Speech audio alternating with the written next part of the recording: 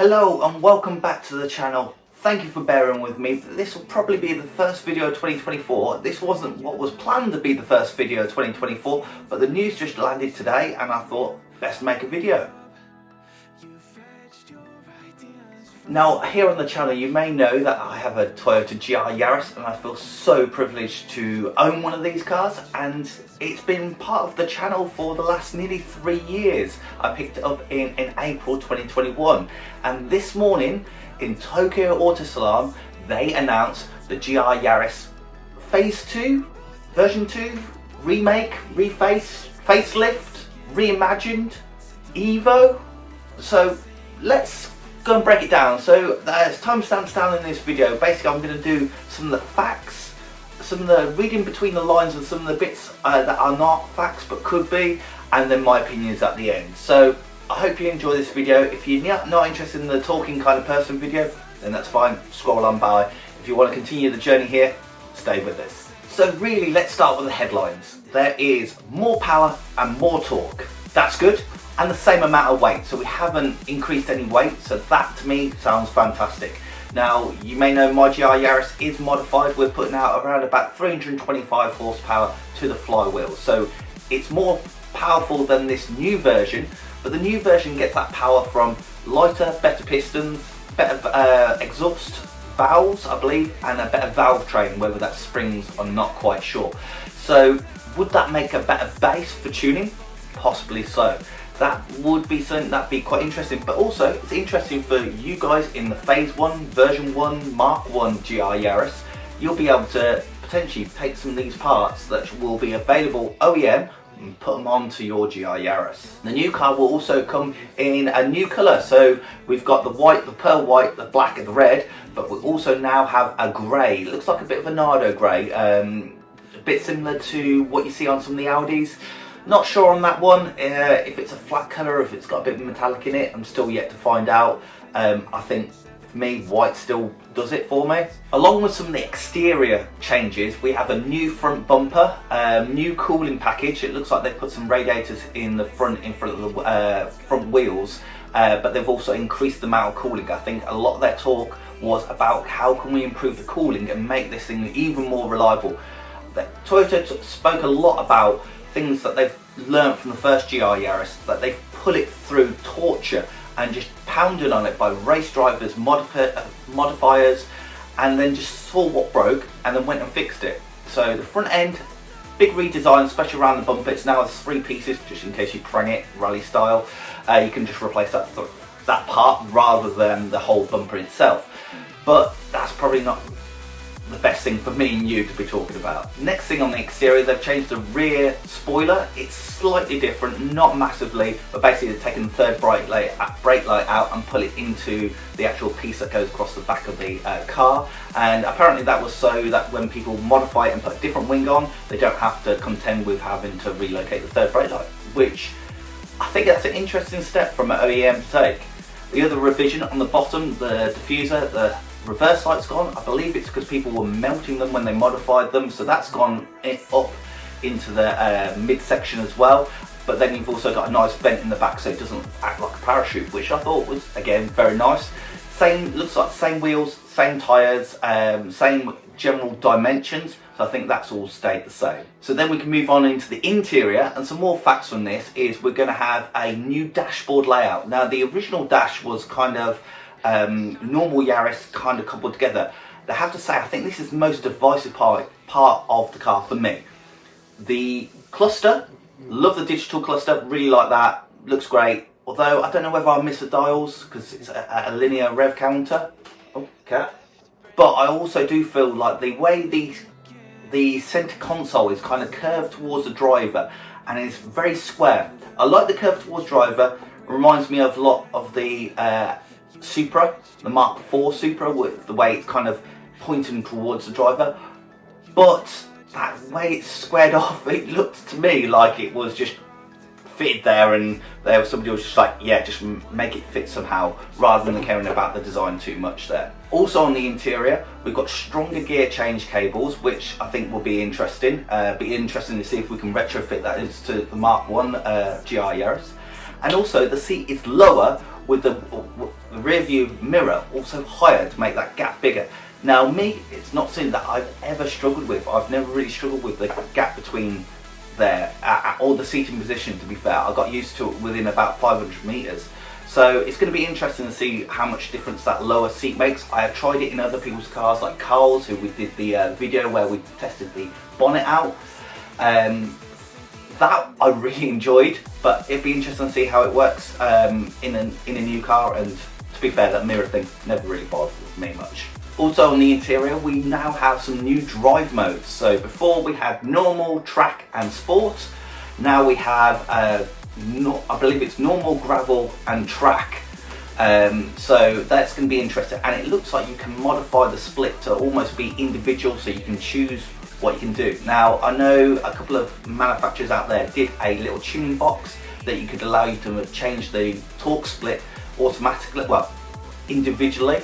So it's going to be interesting to see if that's something that Toyota as an OEM have looked at and gone, you know what, they're making some interesting inroads there, why don't we do it ourselves, but better. The other facts that we do know, the car is also going to have, all of them have front and rear LSD. Now I've got a circuit pack, so it's never been something that I've had to be concerned with. The other big thing that was announced was it's a change of gearbox. So apparently the 6-speed is stronger, but there's also going to be an 8-speed torque converter automatic with flappy paddles, which is going to be very interesting. I know I'd seen a lot of rumours about this coming out, and I was one of the people who was saying, I don't think it's going to happen, but it has, and wow, impressed.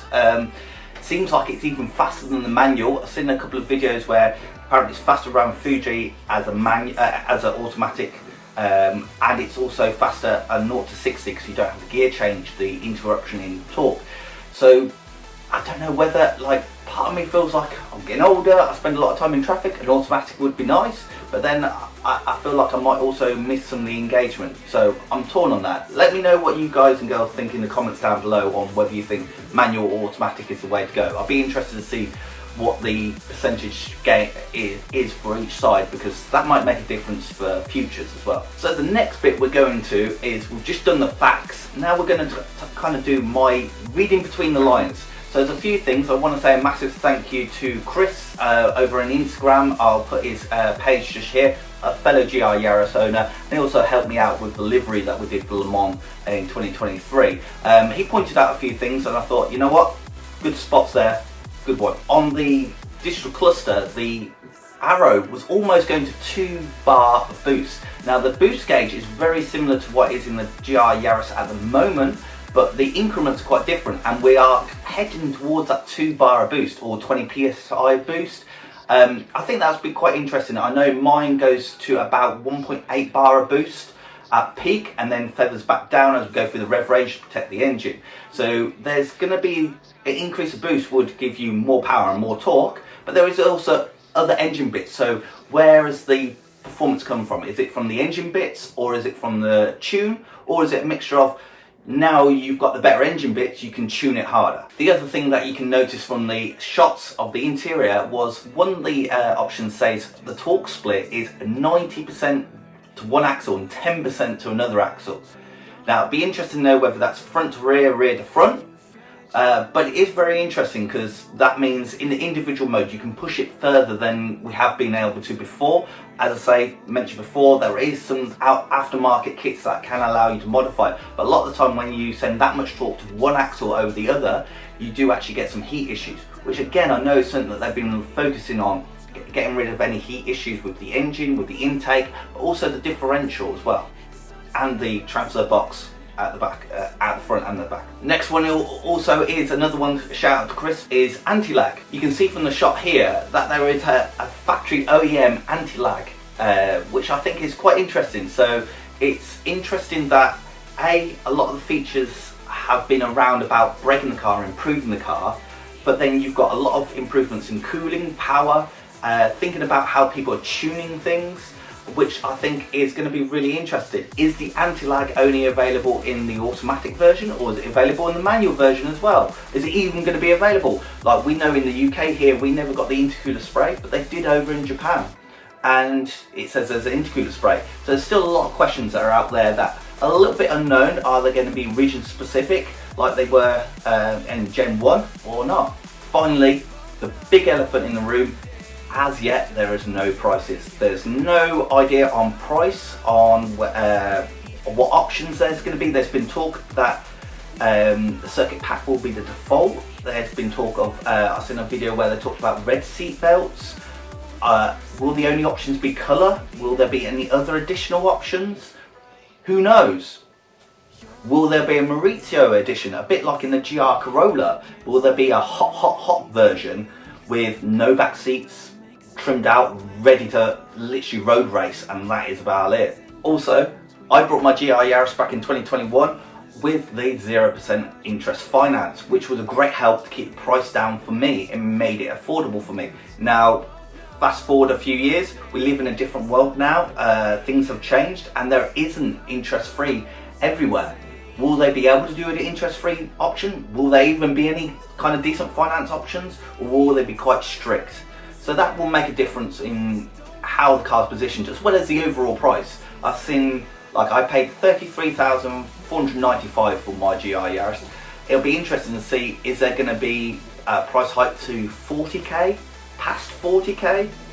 I hope it doesn't go past 40k.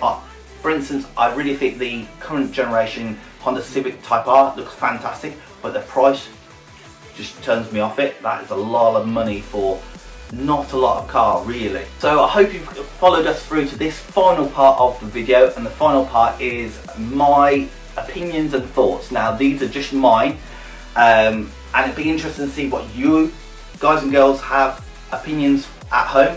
If you have any, put them in the comments below. I'll try and get back to you because I'd like to get some conversation going. If, for instance, you think I've got anything wrong or misinterpreted, put it down in the comments. But my opinions. Exterior, I think nice subtle touches. Maybe would have liked it to be a little bit more aggressive on the front bumper. There is some changes on the front bumper, but maybe a bit more. Maybe vented front arches. Did see that on some prototypes. I thought that would have been a nice to have, but fair enough. If we've not got it, we've not got it. The interior, I think there are some nice, interesting changes.